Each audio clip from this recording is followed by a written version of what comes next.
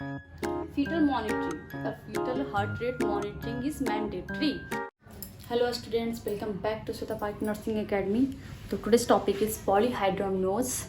So it is a very common disease problem in pregnancy. तो आज हम लोग इसके बारे में जानेंगे कि what are polyhydramnios, what are its causes, what are its signs and symptoms, management, treatment, diagnosis, these all things. So firstly we will see definitions. Excessive accumulations of fluid more than and equal to 2000 ml or when AFI amniotic fluid index is more than 2.5 cm during pregnancy is known as polyhydramnios. तो polyhydramnios को समझने से पहले हम लोगों को समझना होगा कि amniotic fluid क्या होता है. amniotic fluid जो है मदर के यूट्रस में जो बोल सकते हैं फ्लूइड होता है, जो पानी जैसा तरल पदार्थ होता है जिसमें कि बेबी ग्रो करता है, डेवलप करता है. तो वो जो फ्लूइड होता है, एमनियोटिक फ्लूइड जो होता है, उसका जो अमाउंट होता है वो बहुत ही ज़्यादा हो जाता है. तब इस कंडीशन को हम लोग पॉलीहाइड्रोमनियोस कहते हैं. ठीक है, तो वो जो एमनियोटिक फ्लूइड है वो कितना ज़्यादा हो जाता है, तो दैट इज मोर देन और इक्वल टू 2000 ml. तो या एमनियोटिक फ्लूइड 2000 ml है या उससे ज़्यादा है, या एमनियोटिक फ्लूइड इंडेक्स जो है 2.5 सेंटीमीटर से ज़्यादा है, तो उस कंडीशन को हम लोग पॉलीहाइड्रोमनियोस कहते हैं. नो हम लोग इसे देखें कॉजेस, क्या इसके कॉजेस हैं. फर्स्ट इज इडियोपैथिक कॉजेस, तो सेकंड इज जेस्टेशनल डायबिटीज़. तो मदर को जेस्टेशनल डायबिटीज़ मतलब कि जब मदर प्रेग्नेंट होती हैं तो समटाइम्स उन्हें पहले से ही डायबिटीज़ होता है, और कुछ जो मदर्स होती हैं उनको कंसीव करने के बाद में डायबिटीज़ हो जाता है, तो दैट इज़ जेस्टेशनल डायबिटीज़. या बोल सकते हैं कि प्रेगनेंसी में जो डायबिटीज़ होता है उसे जेस्टेशनल डायबिटीज़ कहते हैं. तो मदर को अगर डायबिटीज़ प्रॉब्लम हो तो. Third is fetal anomalies. Fetus जो डेवलप हो रहे हैं उसमें फीटल एनोमलीज हो, एबनॉर्मलिटी मतलब जो डेवलपमेंट हो रही है वो सही से डेवलप नहीं हो रही है. Next is fetal infections. Fetal को इन्फेक्शंस है. Fetal polyuria. फीटस जो है वो जो यूरिन एक्सक्रीट कर रहा है वो बहुत ही ज़्यादा अमाउंट में एक्सक्रीट कर रहा है, तो हो सकता है कि पॉलीहाइड्रोमनियोस का केस हो बन सकता है. Next is placental abnormalities. जो प्लासेंटा है मदर का उसमें प्रॉब्लम हो, उसमें एबनॉर्मलिटीज़ आ जाए तो वो भी पॉलीहाइड्रोमनियोस को कॉज कर सकता है. And next important symptom causes are differing blood groups. Means अगर मदर का ब्लड ग्रुप डिफर कर रहा है बेबी से, मदर का ब्लड ग्रुप जो है वो RH निगेटिव है, ठीक है, और बेबी का RH पॉजिटिव है, तो उस केस में भी देखा जाता है कि पॉलीहाइड्रोमनियोस का केस होता है. ठीक है. नेक्स्ट इज न्यूरोलॉजिक और न्यूरोमस्कुलर प्रॉब्लम्स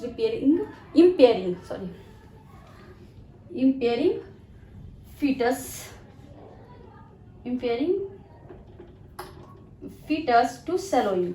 तो फीटस जो होता है वो एमनियोटिक फ्लूइड को सैलो भी करता है. तो अगर फीटस को प्रॉब्लम हो, न्यूरोलॉजिकल प्रॉब्लम हो या न्यूरोमस्कुलर प्रॉब्लम हो जिसके कारण वो अच्छे से सैलो नहीं कर पा रहा है एमनियोटिक फ्लूइड को, तो वो भी जो कंडीशन है वो कॉज कर सकती है पॉलीहाइड्रोमनियोस की. तो दिस आर कॉजेस ऑफ पॉलीहाइड्रोमनियोस. तो अब हम लोग इसके देखेंगे symptoms. Feeling tightness in the belly. तो बेली रीजन में, यूट्रस रीजन में क्या होगा, मदर को हैवीनेस फील होगा, टाइटनेस फील होगा. Second is difficulty breathing. Mother को ब्रीदिंग डिफिकल्टी होगी. Swelling in the lower extremities. Lower extremities में या लेग में बोल सकते हैं कि स्वेलिंग होगी. वल्वा में स्वेलिंग होगी. And decrease urine production. तो मदर को यूरिन भी जितना होना चाहिए उतना नहीं होगा. Second one is constipation and heartburn problems. तो ये सब जो सिम्टम्स हैं commonly symptoms of polyhydramnios. Next is diagnosis. तो डायग्नोसिस में जो मदर को हम लोग इंस्पेक्शन के थ्रू ही देखेंगे कि मदर का जब देखेंगे हम लोग एब्डोमिनल एग्जामिनेशन के समय में कि मदर का जो बेली होगा, जो यूट्रस होगा, वो बहुत ही बड़ा दिखाई देगा, too large uterus than the due date. तो जो वीक्स ऑफ जेस्टेशन के अकॉर्डिंग उनका जो यूट्रस होगा वो बहुत ही लार्ज होगा. Ultrasound done to determine the amniotic fluid. तो एमनियोटिक फ्लूइड कितना ज़्यादा है इसके लिए अल्ट्रासाउंड भी किया जाता है इन द डायग्नोसिस. तो नेक्स्ट इज प्रिवेंशन. तो remain calm and take adequate rest. तो मदर को ज़्यादा से ज़्यादा काम एंड ज़्यादा से ज़्यादा आराम लेने की आवश्यकता है इस कंडीशन में। Join online forum to speak to other women with similar issues. तो ऑनलाइन जो फोरम होते हैं तो उसमें जो भी पॉलीहाइड्रोमनियोज का जो इनके पास केसेस होते हैं पॉलीहाइड्रोमनियोज का, वैसे मदर आते हैं और एक सिमिलर ग्रुप बना होता है तो उसमें वो टॉक कर सकते हैं आसानी से कि इनको क्या प्रॉब्लम हो रही है। ठीक है, अगर अचानक से मतलब कि साइज़ जो है बेली का वो इंक्रीज़ कर जाए तो ये जो माइंड में होना चाहिए कि इस मंथ में कितना इंक्रीज़ हुआ है। अगर बहुत ही ज़्यादा सडन लार्ज हो गया तो उस समय क्या होना चाहिए, डॉक्टर से सलाह लेना चाहिए। ठीक है, तो this are prevention. Next complications, तो मदर्स के लिए अदर कुछ कॉम्प्लिकेशंस है एंड बेबी के लिए कुछ कॉम्प्लिकेशंस है। मदर्स के लिए है इंक्रीज्ड LSCS रेट। तो जो लोअर सेक्शन सिजेरियन सेक्शन का जो केस होता है वो बढ़ जाएगा, मतलब कि सिजेरियन का जो रेट है वो बढ़ जाता है इन पॉलीहाइड्रोमनियोज में। रिटेन प्लासेंटा PPH, ठीक है, तो रिटेन प्लासेंटा का केस हो सकता है। ठीक है, PPH पोस्टपार्टम हेमरेज, सब इन्वोल्यूशन ऑफ यूट्रस है वो पोस्टपार्टम पीरियड में ज़्यादा नॉन प्रेग्नेंट स्टेज जैसा नहीं हो पाता है। ठीक है, नॉन प्रेग्नेंट स्टेज में जैसा होता है उस टाइप से नहीं आ पाता तो उसे सब इन्वोल्यूशन कहते हैं। ठीक है, प्यूपेरियल सेप्सिस इन्फेक्शंस हो जाता है प्यूपेरियम में, तो this are common complications in mother. Second is in baby में क्या क्या होता है, तो unstable lie due to large amount of amniotic fluid.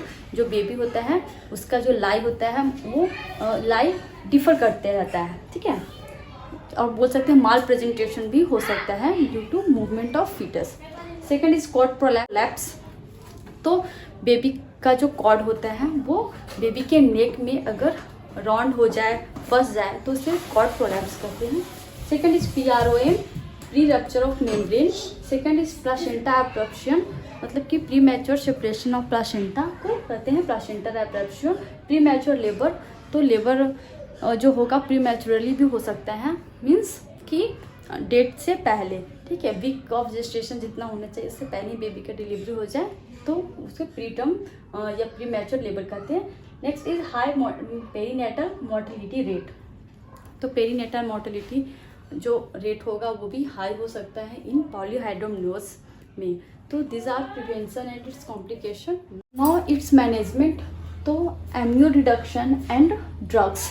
तो एमनियो रिडक्शन में जो एमनियोटिक फ्लूइड वॉल्यूम होता है उसे क्या किया जाता है, कम किया जाता है एमनियो रिडक्शन के थ्रू, उसे मतलब कि बॉडी से बाहर निकाला जाता है एमनियोटिक फ्लूइड को।